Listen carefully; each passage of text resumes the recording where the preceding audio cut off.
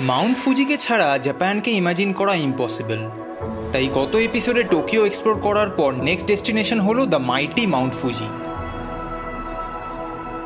এই এপিসোডে আমরা টোকিও থেকে বুলেট ট্রেনে করে মাউন্ট ফুজির কাছে পৌঁছে রেন্ট করে নেব একটা সেলফ ড্রাইভ কার, আর নেক্সট দুদিনে এক্সপ্লোর করব হাকোনে আর ফুজি 5 লেকস রিজিয়ন, আর সাথে শেয়ার করব আমাদের ট্র্যাডিশনাল জাপানিজ হোটেল, জাপানের ইউনিক ওয়াশরুম আর মন ভরে ফল কালার্স দেখার এক্সপিরিয়েন্স। আমি দেবর্ষী আর আমার ওয়াইফ পৌলমী অস্ট্রেলিয়ায় হানিমুন দিয়ে আমাদের ভ্রমণ কাহিনী শুরু করার পর গত 3 বছরে আমরা ঘুরে ফেলেছি বিশ্বের 9টা দেশ আর এক্সপিরিয়েন্স করেছি অসাধারণ কিছু মুহূর্ত। তাই সাবস্ক্রাইব করুন আমাদের চ্যানেলে আমাদের অ্যাডভেঞ্চারে পার্ট নিতে। Hey guys, it's our final day in Tokyo. We'll be going to the Tokyo station and from there we'll board on the Shinkansen to go to Odawara. টোকিওতে দেশের উবার অ্যাপ ইউজ করে cab book করাটা খুব easy, তো সেটাই use করলাম Tokyo স্টেশনে যাওয়ার জন্য।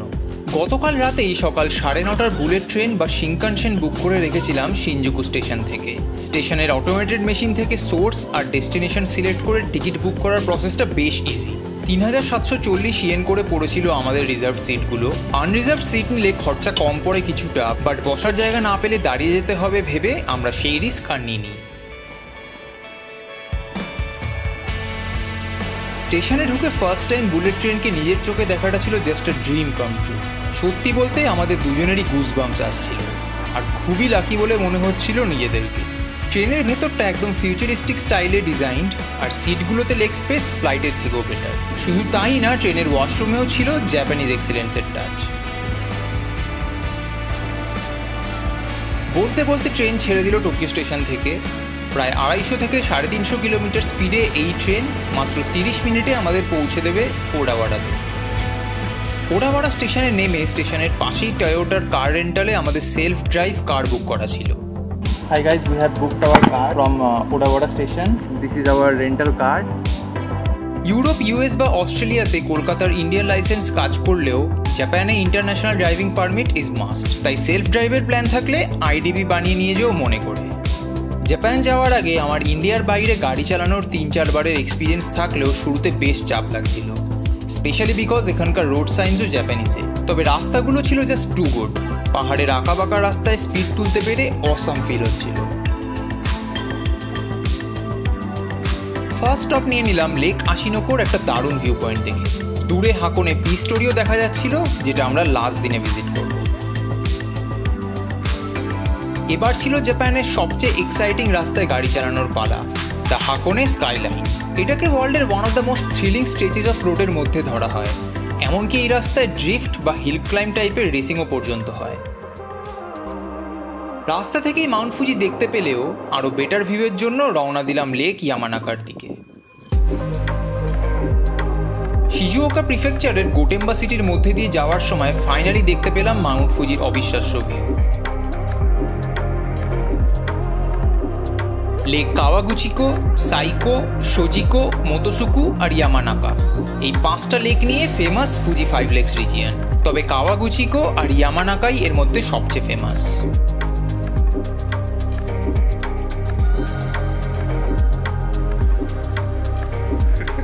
মাউন্ট ফুজিকে মেঘের আড়ালে দেখে একটু মন খারাপ লাগলেও লেকের পাশের ফল কালার্সগুলো ছিল দেখার মতো।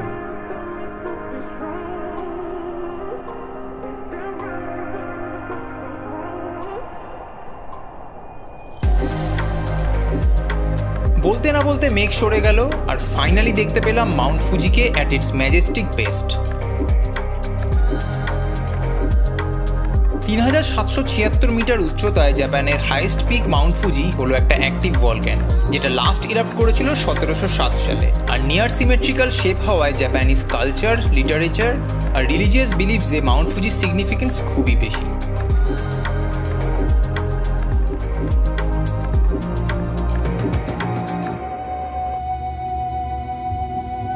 আমরা উঠেছিলাম একদম ট্র্যাডিশনাল জাপানিজ স্টাইলে সাজানো কুয়োরিটেই হোটেলে। এই ধরনের হোটেলকে জাপানিজে রিওকান বলা হয়। হোটেলের ওয়াশরুমেও ছিল Japanese touch. Heated seat cover যুক্ত এই টয়লেটগুলোতে কোন অ্যাঙ্গেল আর কত টেম্পারেচারে জলে আপনি ক্লিন হতে চান সেটাও পর্যন্ত সেট করা যায়। যাই হোক, ব্রেকফাস্ট সেরে এগিয়ে চললাম চুরেডো পাগোডার দিকে। ভোরবেলার আমেজে এই ফল কালার্সের মধ্যে সুন্দর রাস্তায় ড্রাইভটা ছিল খুব রিল্যাক্সিং।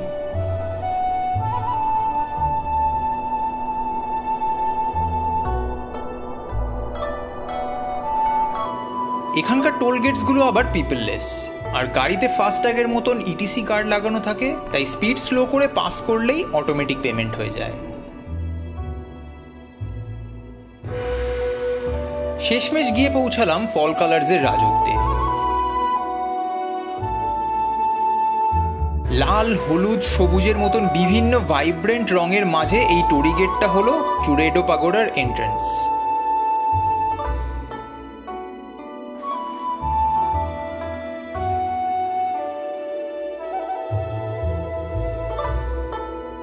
চারশো সিঁড়ি হেঁটে ওপরে পৌঁছে পাগোডার দর্শন পেলাম। এই পাগোডা, ফুজিশিওদা সিটি আর ব্যাকগ্রাউন্ডে মাউন্ট ফুজিকে নিয়ে তোলা এই ছবিটা জাপানের one of the most iconic shots, যেটা বিভিন্ন পোস্টকার্ডেও দেখা যায়। কিন্তু দুর্ভাগ্যবশত এত মেঘ থাকায় সেদিন কিছুই দেখতে পেলাম না। তবে এত সুন্দর ফল কালার্স দেখেছিলাম যে সত্যি বলতে খুব একটা আফসোস হয়নি।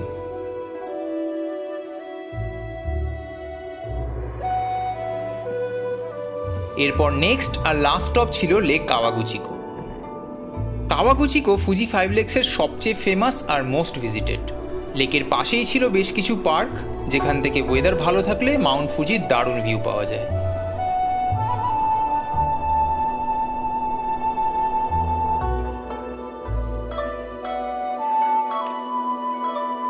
লেকের সাইড দিয়ে দুপাশের ফল কালার্সের মধ্যে দিয়ে ড্রাইভটা ছিল খুব সুন্দর।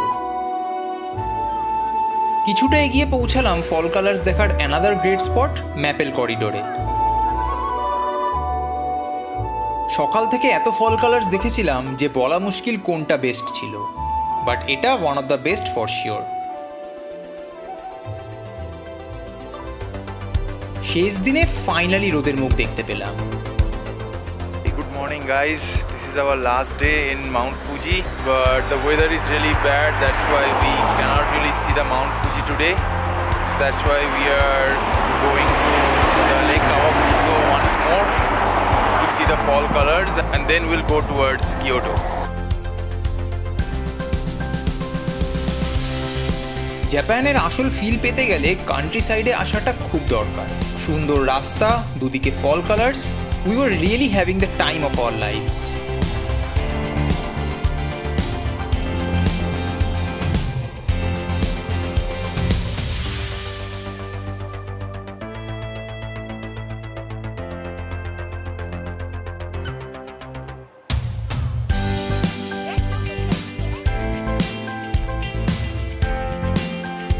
লেক কাওয়াগুচিকোতে পৌঁছে শেষবারের মতন এখানকার ফল কালার্স আর এই বিশাল সাইজের ফ্রেঞ্চ ফ্রাইজগুলো ট্রাই করে চললাম শেষ ডেস্টিনেশন হাকোনের পি স্টোরির দিকে।